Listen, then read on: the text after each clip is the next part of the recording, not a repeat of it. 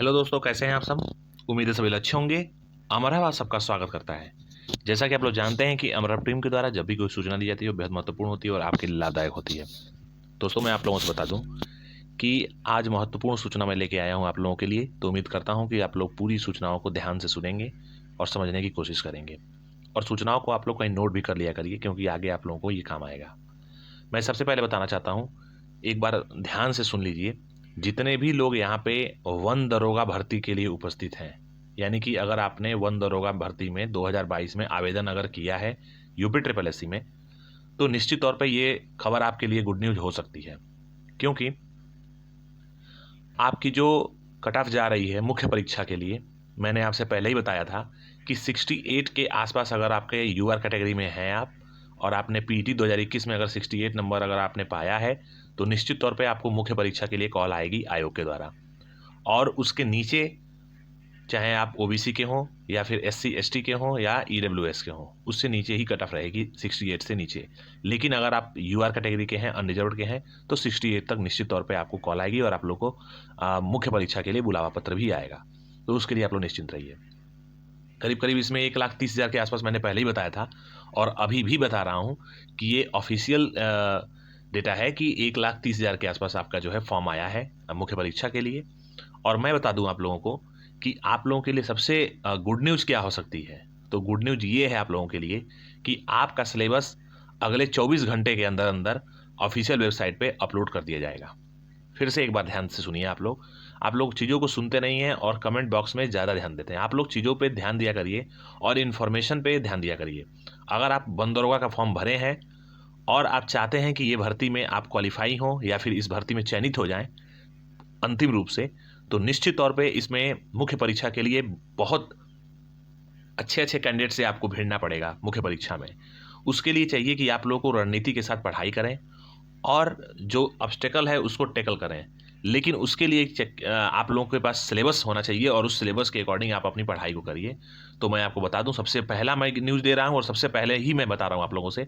कोई यूट्यूबर आपको नहीं बताएगा इस चीज़ को, और इस चीज़ को आप लोग कहीं नोट कर लीजिए कि हमारे द्वारा, यानी कि अमर हब टीम के द्वारा जब भी कोई सूचना दी जाएगी वो बेहद महत्वपूर्ण होती है और ऑथेंटिक निश्चित तौर पर होगी। इस चीज़ को आप लोग गांठ बांध के रख लीजिए। तो आपका जो सिलेबस है वो सिलेबस अगले 24 घंटे के अंदर अंदर ऑफिशियल वेबसाइट पे प्रकाशित होने की 99.99% संभावना है। और मैं ये संभावना क्यों लगाता हूं जो कि 99.99% है, क्योंकि आप लोगों को भी पता है कि कोई भी चीज़ यथार्थ नहीं होता है, यानी कि 100% कोई भी चीज़ नहीं होती इस पृथ्वी पे। अगर आप लिविंग बीइंग हैं तो 100% चीज़ें नहीं होती हैं, 99.99% तक होती हैं। तो निश्चित तौर पे यकीन मानिए 24 घंटे के अंदर अंदर आपका ऑफिशियल सिलेबस जो है ऑफिशियल वेबसाइट पे यूपी ट्रिपल एससी के अपलोड कर दीजिएगा वन दरोगा का। तो उसके लिए उस सिलेबस के अनुसार आप लोग तैयारी को कर सकते हैं।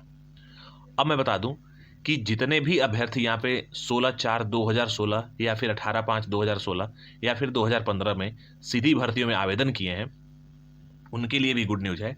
अगर आपने आईटीआई अनुदेशक के लिए आवेदन किया है, फिर से एक बार ध्यान से सुनिए, अगर आपने सीधी भर्ती में जो 2015 और 16 में आयोग के द्वारा यूपी ट्रिपल एससी के द्वारा प्रकाशित किया गया था विज्ञापन, अगर आपने उसमें आवेदन किया है और आपने डॉक्यूमेंट सबमिट कर दिया है, ऑलरेडी 2018-19 से डॉक्यूमेंट सबमिट कराए जा रहे हैं कुछ कुछ पदों के, तो अगर आपने आईटीआई अनुदेशक के लिए आपका मांगा गया था डॉक्यूमेंट और अगर आपने अपलोड कर दिया है, सबमिट कर दिया है, तो निश्चित तौर पे आपका जो इंटरव्यू है उसकी तिथि घोषित हो गई है और ये अनऑफिशियल है।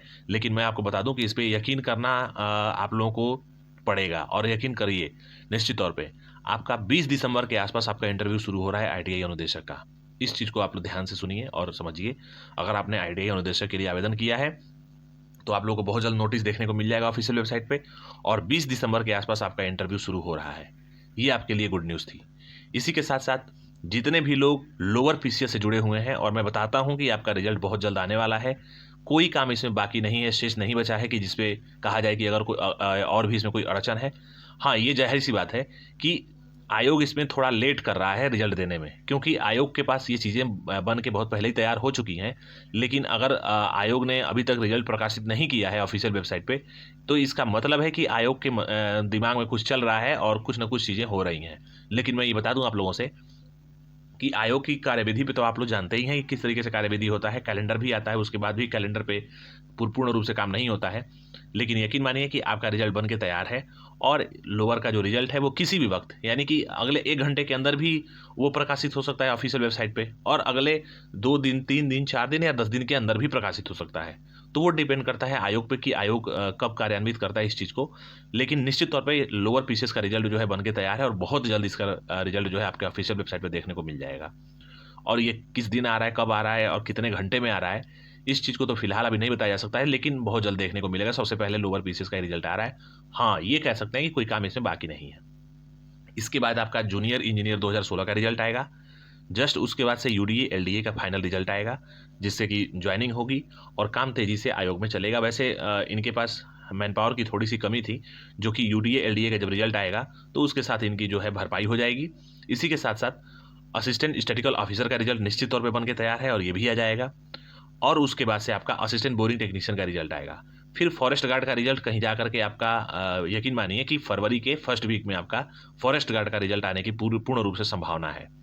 अगर परीक्षाओं की बात करें तो सबसे पहले मुख्य सेविका का परीक्षा होने जा रहा है, जिसमें कट ऑफ बहुत ही कम यानी कि नॉमिनल जाएगी। मैं पहले भी बताया था आप लोगों से और अभी भी बता रहा हूँ कि अगर आपने मुख्य सेविका के लिए आवेदन किया है तो आप मुख्य परीक्षा की शॉर्ट लिस्टिंग को ध्यान न दे करके आप लोग केवल अपनी पढ़ाई लिखाई पे ध्यान दीजिए। आपका पेपर जनवरी माह में प्रपोज्ड है और निश्चित तौर पर सबसे पहले आपका मुख्य सेविका का पेपर होने जा रहा है और जनवरी में हो जाएगा। इन्हीं क्रम में आगे बढ़ते हुए देखा जाए तो 23 एग्जाम 2016 यानी कि जो कंबाइंड टेक्निकल का एग्जाम है, ये भी जनवरी में होने की पूर्ण रूप से संभावना है। मुख्य सेविका और कंबाइंड टेक्निकल ये दोनों एग्जाम साथ में साथ लगे हुए हैं और हफ्ते भर के अंदर ये दोनों एग्जाम हो जाएंगे। चाहे आप हफ्ते भर पहले मुख्य सेविका का समझ लीजिए या फिर हफ्ते भर पहले आपका 23 एग्जाम 2016 यानी कि कंबाइंड टेक्निकल का समझ लीजिए। लेकिन आप लोग जनवरी से ये विश्वास करके और जनवरी मान करके आप लोग तैयारी करिए। जनवरी माह में निश्चित तौर पर ये दोनों पेपर हो जाएंगे। जस्ट इसके बाद ही यानी कि फरवरी में देखा जाए तो वन दरोगा का पेपर प्रपोज्ड है और अभी इसकी डेट फिक्स तो नहीं हुई है वन दरोगा की, लेकिन ये फरवरी माह में पेपर होने की पूर्ण रूप से संभावना है और चीज़ें चर्चा में चल भी रही हैं। इन्हीं अगली क्रम में देखा जाए तो अभी तक वीडियो पे कोई भी पेपर को लेकर के कोई डेट फिक्स नहीं हुआ है, लेकिन निश्चित तौर पे यकीन मानिए फरवरी के लास्ट में या फिर मार्च तक आपका पेपर वीडियो री एग्ज़ाम निश्चित तौर पे हो जाएगा। उसमें कोई लेट लतीफ़ी या फिर कोई संदेह की संभावना नहीं होनी चाहिए। इन्हीं के बीच में आईटीआई अनुदेशक का पेपर होगा जो कि 2021-22 में पेपर फॉर्म आया था, तो उसमें भी आप लोग देखेंगे कि उनका भी पेपर कंडक्ट कराया जाएगा। और ठीक इसके बाद ही जो जूनियर असिस्टेंट 2022 चल रहा है तो इसका भी रिजल्ट पेपर हो जाएगा और इसका रिजल्ट भी बहुत जल्दी आएगा, क्योंकि अब जो है 2024 आने वाला है और आप लोगों को पता है कि चाहे वो केंद्र की सरकार हो या फिर राज्य की सरकारें हों, जो भी बीजेपी से शासित हैं उनको मैं बता दूं कि आप लोगों को बता दूं कि वो राज्य जो है वो एक्टिवेट हो चुके हैं। और निश्चित तौर पे जैसे कि मध्य प्रदेश आप लोग देख रहे हैं किस तरीके से काम चल रहा है इस समय, और यूपी बीजेपी से रिलेटेड जो भी राज्य हैं उनसे आप लोग समझ सकते हैं कि काम इसलिए तेजी से चल रहा है क्योंकि 2024 आने वाला है और इसमें मुद्दा केवल और केवल आपके बेरोजगारी का और रोजगार का होगा।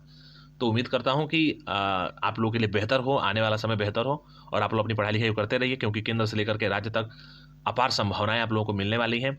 हाँ, एक चीज़ मैं आप लोगों को बताना चाहता हूँ कि किसी भी एक चीज़ पे स्टक मत होइए, नहीं तो समस्या हो सकती है और समय लग सकता है। आप लोग तैयारी करिए और म्यूचुअल तैयारी करिए, जिससे कि कई सारी चीज़ों को देखा जा सके। जैसे कि इलाहाबाद हाई कोर्ट आप लोग देखे ही हैं, मैंने बहुत पहले सूचना दे दी थी कि इलाहाबाद हाई कोर्ट का पेपर आ रहा है, फॉर्म आ रहा है। इसी के साथ एफसीआई का भी मैंने बहुत पहले ही बता दिया था कि एफसीआई में वैकेंसी आ रही है। तो अगर देखा जाए तो मैं बहुत पहले ही आपको बता देता हूं कि ये वैकेंसी आने वाली हैं। अगर उन पे भी ध्यान दें आप लोग और उनके अकॉर्डिंग भी तैयारी करें तो निश्चित तौर पे आपको सफलता मिलेगी, निश्चित तौर पे। और अगर आपकी सफलता में हमारी टीम का और मेरा अगर 0.1% भी योगदान रहा तो हम इसके लिए ईश्वर को शुक्रगुजार रहेंगे और ईश्वर से कामना करेंगे कि चीज़ें अच्छी चीज़ें होती रहें बार बार। इन्हीं अच्छी बातों के साथ दोस्तों मैं वीडियो को वाइंड अप करना चाहता हूँ और आप लोग बहुत जल्द वन दरोगा का सिलेबस ऑफिशियल वेबसाइट पर देखेंगे, तो इसलिए उसको रिफ्रेश करते रहिए। धन्यवाद दोस्तों, जय हिंद।